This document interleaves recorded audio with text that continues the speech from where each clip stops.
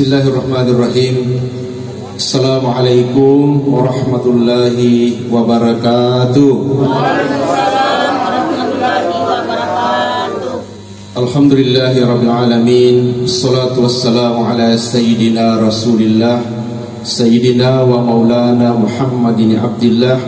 La hawla wa la quwata illa billahil aliyil azim. Amma ba'du. Yang saya muliakan dan saya banggakan Bapak Ketua Komunitas Bekicot Kabupaten Bulukumba. Yang saya muliakan dan saya banggakan Bapak Wakil Ketua Bekicot Kabupaten Bulukumba, Bapak, Ibu-ibu, saudaraku yang tidak sempat saya sebutkan satu persatu. Insya Allah semua kita yang hadir di tempat ini semoga dirahmati dan dimuliakan oleh Allah Subhanahu wa Ta'ala. Amin. Mengawali acara muhasabah akhir tahun 2021 kita pada kesempatan malam hari ini, tentu saya mengajak kepada kita semua, mari senantiasa kita bersyukur atas kehadirat Allah Subhanahu wa Ta'ala, Tuhan yang Maha Esa, Tuhan yang telah memberikan begitu banyak nikmat kepada kita sekalian, sehingga pada kesempatan malam hari ini kita bersama kembali dalam sebuah silaturahim muhasabah akhir tahun yang semoga dengan kehadiran kita semua di tempat ini insyaallah semoga ada hikmah sebentar yang bisa kita bawa pulang dalam rangka mengarungi melanjutkan perjalanan hidup kita di tahun baru yang akan datang. Salawat beriring salam senantiasa kita kirimkan kepada junjungan kita Nabiullah Nabi besar Muhammad sallallahu alaihi wasallam, Nabi yang kita panuti dan kita ikuti sunnah-sunnahnya. Allahumma salli ala Muhammad wa ala ali Muhammad. Bapak-bapak, ibu-ibu, saudaraku, sebagaimana yang disampaikan oleh Pak Ketua tadi bahwa ada perbedaan pendapat di kalangan para ulama kita tentang acara seperti ini di malam pergantian tahun baru Masehi. Namun sebelum saya melanjutkan acara kita pada kesempatan malam hari ini, saya ingin menyampaikan sedikit tentang perbedaan pendapat yang memang terjadi di kalangan para ulama kita. Ada ulama yang memang garis keras, jadi mengharamkan semua bentuk pelaksanaan peringatan pergantian tahun Masehi, apapun bentuknya. Jadi saya ulangi, ada ulama kita yang memang mengharamkan seluruh bentuk kegiatan pergantian tahun baru Masehi, walaupun acara itu zikiran, zikir, sholat bersama atau pengajian. Ulama kita sebagian memang mentiadakan itu. Namun ada juga ulama kita yang berpendapat bahwa acara pergantian tahun Masehi dibolehkan sepanjang isinya adalah muhasabah. Jadi apa yang kita laksanakan malam ini benar-benar muhasabah. Kenapa kita muhasabah di akhir tahun Masehi? Karena yang kita gunakan tanggal di negara kita memang tanggal Masehi. Di KTP kita itu tanggal Masehi, tanggal lahirnya berapa, tahun berapa. Tanggal yang dipakai dalam kegiatan pendidikan di negara kita juga menggunakan tanggal Masehi. Kemudian kegiatan-kegiatan catatan administrasi, catatan sipil yang dipergunakan di negara kita tetap menggunakan tanggal-tanggal Masehi. Tidak ada yang menggunakan tanggal Hijriah. Iya, kita ingat tanggal Hijriah itu kalau Maulid, kelahiran Nabi 12 Rabiul Awal. Orang akan ingat Rabiul Awal ikuti kita Maulid. Atau orang akan ingat misalnya bulan Hijriah Syawal ketika Lebaran. Orang akan ingat yang namanya bulan Ramadan ketika dia puasa. Inilah bulan-bulan Hijriah. Tapi di luar daripada itu, pada umumnya semua kita masih mengikuti yang namanya bulan-bulan Masehi di negara kita yang berlaku. Maka tidak ada salahnya kita mengadakan muhasabah di dalam malam pergantian tahun baru dalam rangka mengarungi hidup di tahun baru ini dengan meninggalkan semua yang berlebihan di tahun yang lalu dan menambah apa yang kurang selama kita mengarungi tahun 2021. Bapak-bapak, ibu, saudaraku, dalam Al-Quran Allah Subhanahu wa Ta'ala menyampaikan, wa mal hayatud dunya illa mata'ul ghurur. Tiadalah kehidupan dunia ini kecuali gurur. Gurur itu menipu. Jadi salah satu sifat dunia adalah menipu. Itulah sebabnya sehingga banyak memang orang yang tertipu di dunia. Misalnya ada orang yang selalu merasa masih muda, asal si runtu silona misalnya, partner tambah malolo kiwita. Marenu biasa tahu itu di Pakuroi, senang dia. Saya mau tanya, ada enggak orang yang tiap hari tambah muda? Ada? Bahaya itu. Nanti lama-lama jadi SD dia. Udah 50 tahun ketemu, bener tambah malolo ki. Bulan depan ketemu lagi, tambah malolo ki. Lama-lama jadi SD dia. Tambah hari tambah muda. Maka mustahil. Perjalanan waktu begitu cepat sebenarnya, cepat sekali. Sehingga dalam Al-Quran itu Allah Subhanahu wa ta'ala bersumpah dengan nama waktu. Banyak sekali ayat dalam Al-Quran yang Allah bersumpah dengan waktu. Kenapa? Karena perjalanan waktu itu memang terasa sangat cepat. Wal asri innal insana lafi khusr. Demi waktu merugilah seluruh manusia, termasuk orang-orang yang merugi, illal ladzina amanu wa amilus shalihat, kecuali orang-orang yang beriman seperti kita kemudian beramal soleh. Nah, Bapak Ibu Saudaraku, perjalanan waktu yang begitu cepat dari hari ke hari, datang bulan, bulan habis, datanglah tahun, terus berganti. Maka kita orang-orang beriman semakin menyadari bahwa hari yang berlalu itu mestinya menjadi kesedihan buat kita. Jangankan pergantian tahun seperti ini, pergantian hari harusnya membuat kita sedih. Kenapa kita sedih? Karena kesempatan yang diberikan Allah Subhanahu wa ta'ala kepada kita mengumpulkan bekal semakin berkurang. Berlalu hari ini berarti lewat sudah kesempatan kita. Besok berlalu lagi sampai malam, habis lagi kesempatan. Begitu berganti tahun 2021 tidak akan pernah berulang lagi dalam hidup kita. Habis sudah setahun ini. Artinya setahun lebih cepat kita sudah semakin dekat dengan jadwal kematian yang telah dibuat oleh Allah Subhanahu wa ta'ala kepada kita semua. Maka kita sangat berharap jangan sampai kita termasuk orang-orang yang merugi. Habis waktunya. Banyak orang yang pergi pagi pulang malam, habis waktunya terbuang mengejar dunia semata, hilang akhiratnya. Apa yang disampaikan Pak Ketua tadi bahwa kita berkomunitas, kita melakukan touring, jangan sampai kita lupa kepada persiapan hidup akhirat kita. Kenapa? Karena orang yang mati-matian mengejar dunia biasanya akhiratnya hilang. Saya mau tanya Pak Ibu, kalau misalnya kira-kira orang nanam padi, rumputnya tumbuh enggak? Rumput itu mesti tumbuh.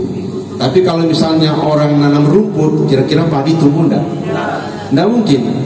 Begitulah tamsil kehidupan. Narekolino di PP, akhiratnya biasanya hilang.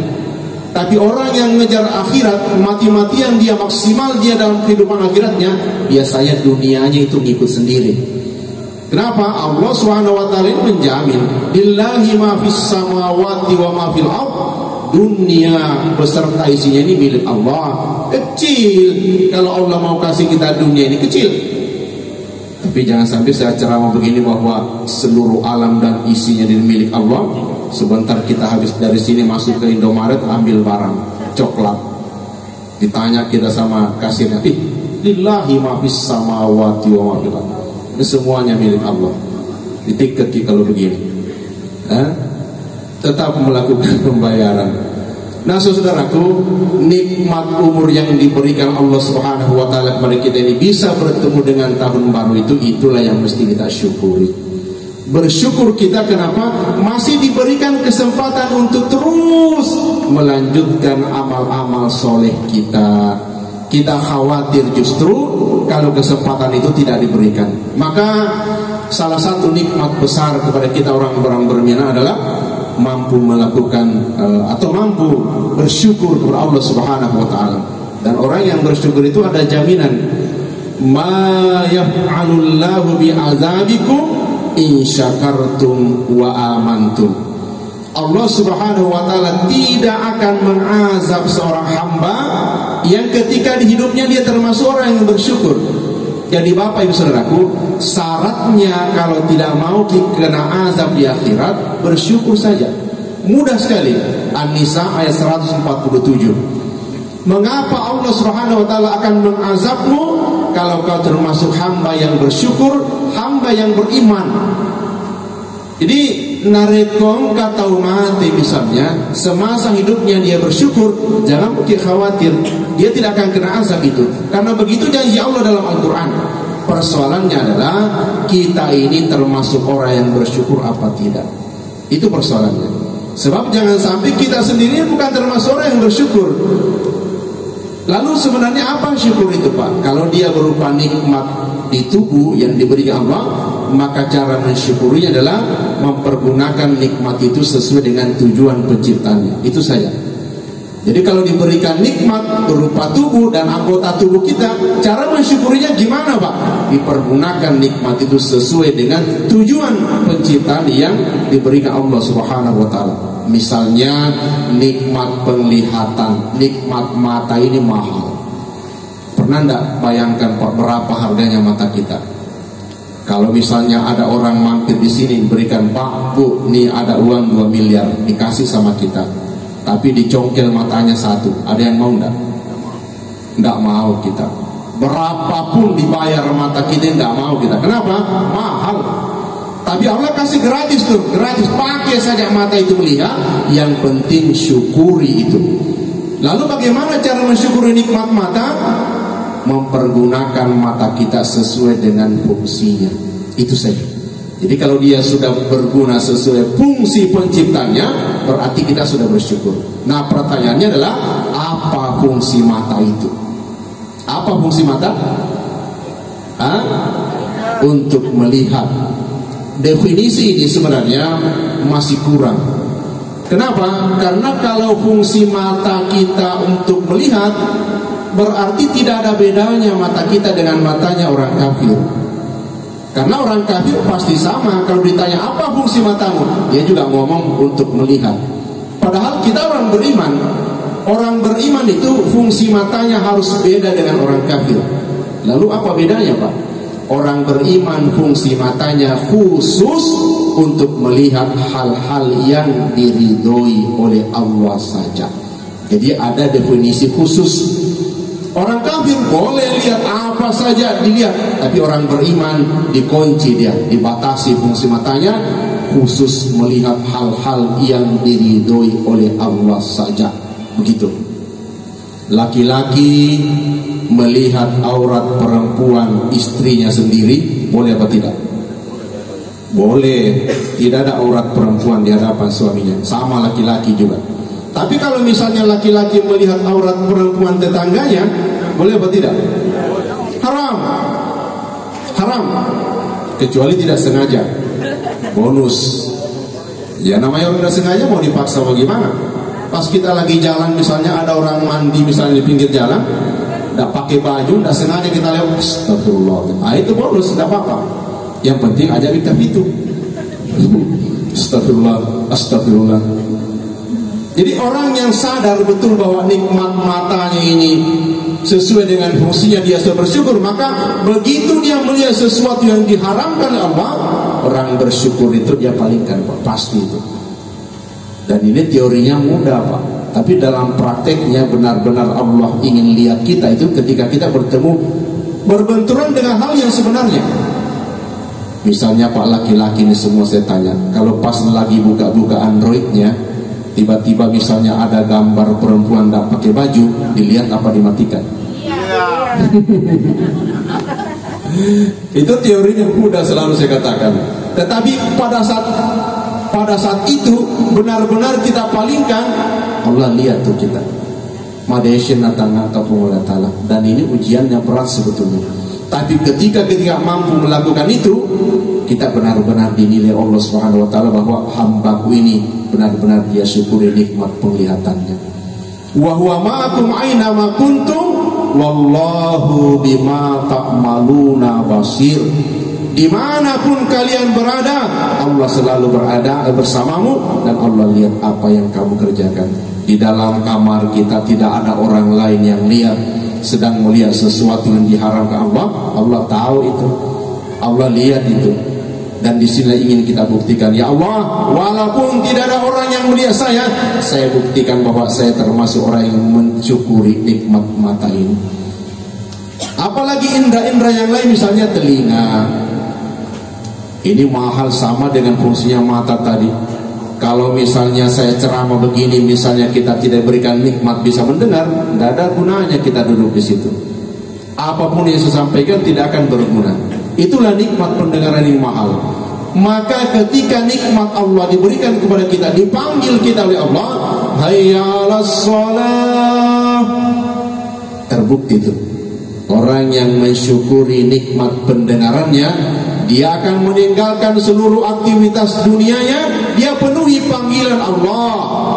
Tidak mungkin disebut orang bersyukur, dia dengarkan panggilan Allah lalu dia abaikan. Bisa enggak kira-kira orang disebut bersyukur, dia dipanggil Allah, dia dengar itu tapi dia tidak datang?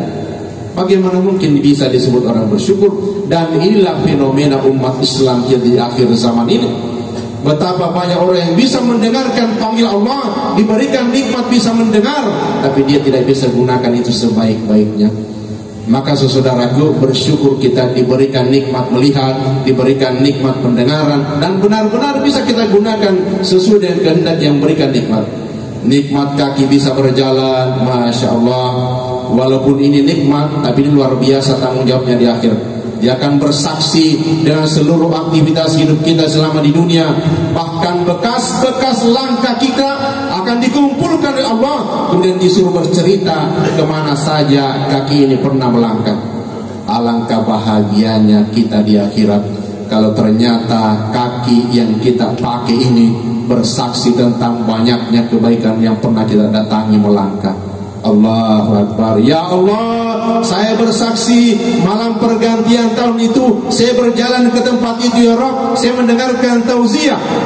Dia bersaksi, ya Allah, saya bersaksi setiap subuh orang lain masih tidur, saya sudah berjalan ke masjid. Ya Allah, setiap subuh tidak pernah alfa ke masjid, saya berjalan. Ya Allah, bersaksi kakinya.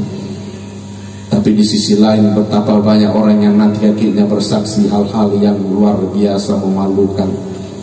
Tiada hari berlalu tanpa kakinya berjalan ke tempat-tempat maksiat. Malu kita, karena semua di anggota badan kita ini akan menjadi saksi. Nikmat yang diberikan Allah di dalam tubuh kita tidak pernah terhitung. Berapa mahalnya tubuh kita tidak pernah terhitung. Dari mata, tangan, kaki. Ada dua organ di dalam tubuh kita, dalam perut bawah kita ini yang luar biasa dahsyat. Namanya ginjal, kiri dan kanan. Fungsi ginjal dalam tubuh kita itu menyaring darah, agar darah yang mengalir dalam tubuh kita itu mengalir dengan bersih. Jadi ginjal itu sebetulnya fungsinya adalah filter. Orang yang sudah rusak ginjalnya, dia harus cuci darah. Kenapa? Karena ginjalnya tidak lagi mampu mencuci darah dalam tubuhnya, maka dia harus rutin cuci darah.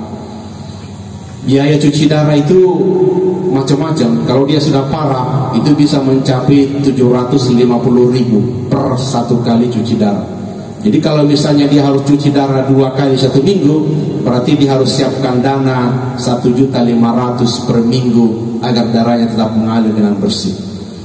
Bayangkan kalau bapak misalnya harus cuci darah dalam 1 bulan 8 kali, 1,5 juta per minggu, berarti kita harus menyiapkan dana 6 juta rupiah per bulan hanya untuk biaya cuci darah agar tetap darah mengalir dengan sehat dalam tubuh kita. Artinya apa? Pernah tidak terbayangkan dalam diri kita bahwa ternyata kita semua ini mempunyai ginjal yang sehat? Sesungguhnya kita telah menghemat biaya 6 juta rupiah per bulan.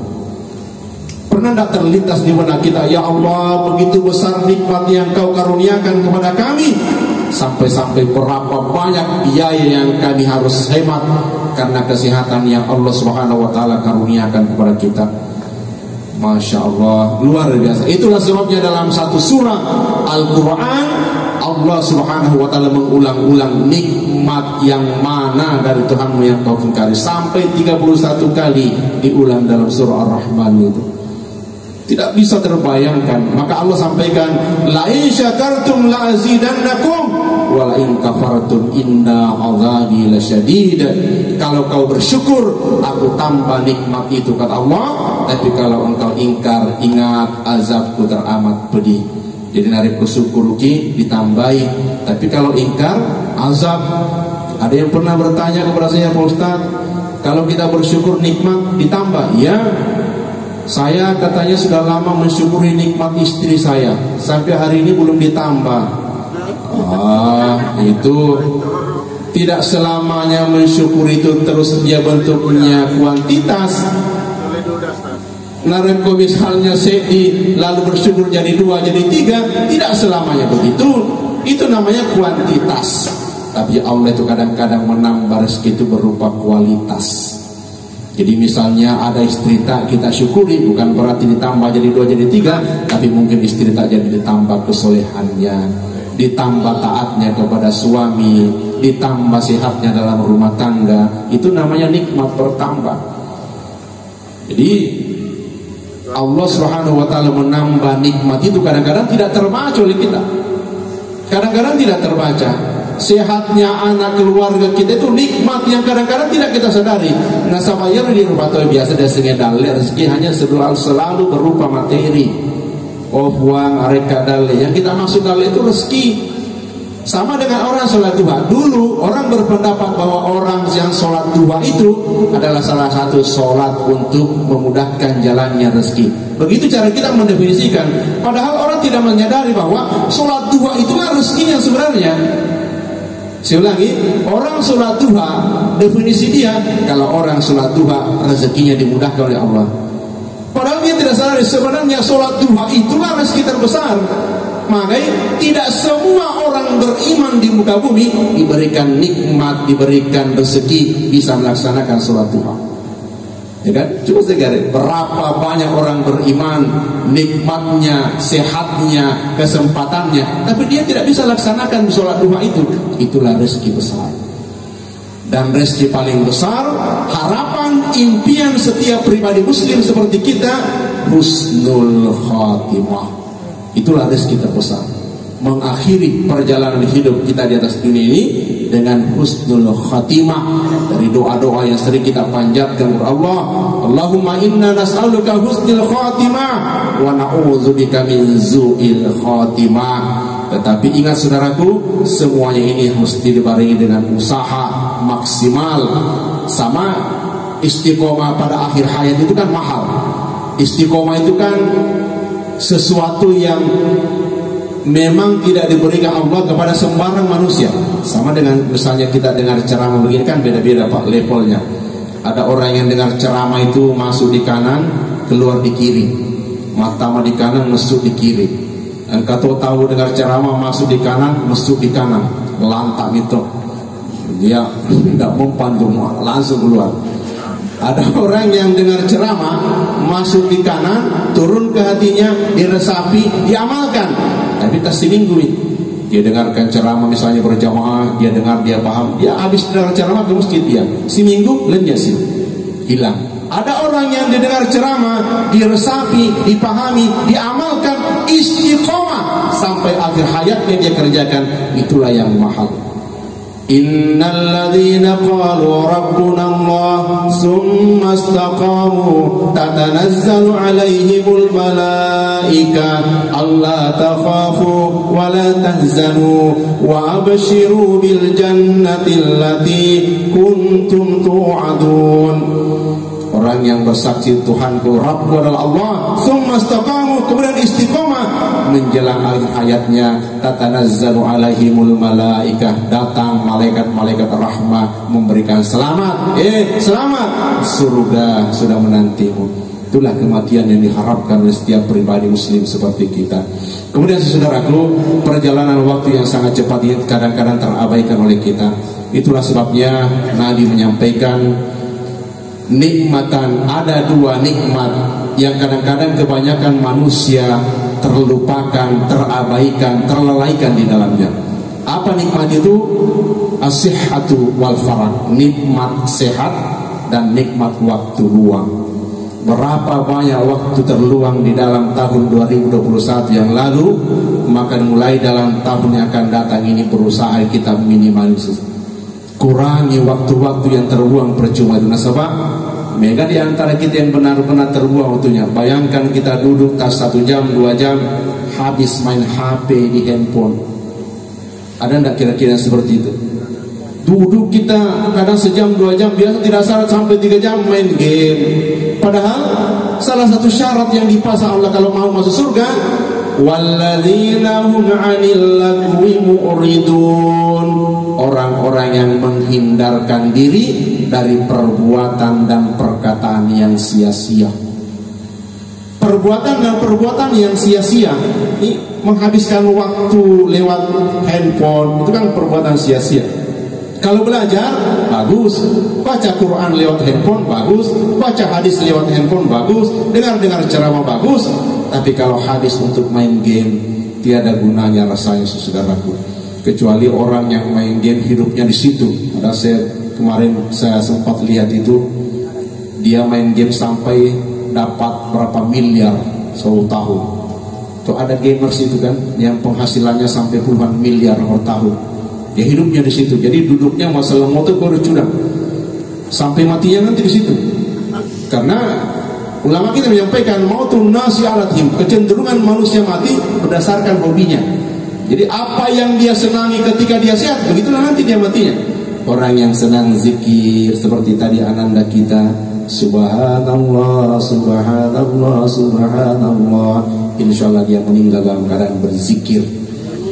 Orang yang mapatu makocok domeng nabanting 26 tak kancing to jantuna. Orang yang hobi balap-balap motor biasanya meninggal di jalanan. Betul apa benar? Rata-rata orang meninggal sesuai hobinya. Maka orang beriman hobinya mendekat kepada Allah, harapan terbesarnya dia meninggal dalam keadaan dekat kepada Allah. Salah satu tujuannya kita berkomunitas muhasabah seperti ini, ingat kematian, ingat kepada Allah. Waktu begitu cepat berlalu. Nah, Bapak Ibu Saudaraku, sebagai urian akhir dari pertemuan kita malam ini, bahwa syukuri nikmat ini dan berusaha kita saling berlomba-lomba menjadi hamba yang bersyukur. Pertama tadi, tidak akan diazab di kemudian hari. Yang kedua, contoh dari Nabi. Nabi itu pernah Nabi sholat malam sampai bengkak betisnya, boru itu napalaloi tanah tetok, masempayat tanah benih. Sampai istrinya Aisyah bertanya, wa qad ghafarallahu laka ma taqaddama min dzambika wa ma ta'akhkhar. Ya Rasul, kenapa mesti sholatnya sampai bengkak betisnya? Bukankah dosa Tuhan yang lalu, yang sekarang, yang akan datang sudah diampuni Allah? Maka sih mas sampainya sampai boro-boro itu tidak. Padahal kita sudah dijamin masuk surga. Kenapa mesti sholat sampai bengkak betisnya? Apa jawaban beliau? Afala uhibbu an akuna abdan syakura. Bukankah aku senang kalau aku termasuk hamba yang bersyukur? Jadi syukurnya Nabi dituangkan dalam bentuk ibadah sampai bengkak betisnya.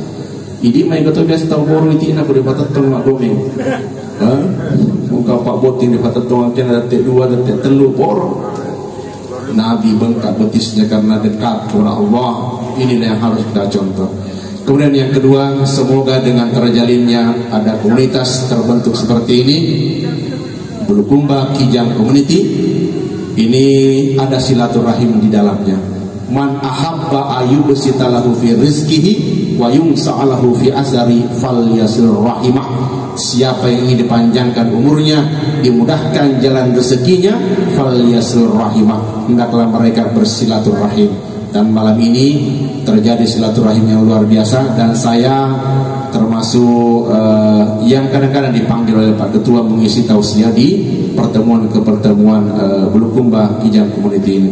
Semoga dalam tahun-tahun yang akan mendatang, insya Allah kita semua yang ada di tempat ini diberikan karunia nikmat sehat oleh Allah Subhanahu Wa Taala, disehatkan keluarga kita, dimudahkan jalan rezeki kita, dan yang paling terpenting adalah semoga kita semua insya Allah senantiasa berada dalam naungan dan ridho Allah Subhanahu Wa Taala. Bapak Ibu Saudaraku, ini barangkali yang sempat kita sampaikan pada kesempatan malam hari ini. Mudah-mudahan bisa menjadi bahan renungan muhasabah buat kita bersama, terutama kepada pribadi. Mohon maaf atas segala kekurangan. Wabillahi taufiq wal hidayah. Wassalamualaikum warahmatullahi wabarakatuh.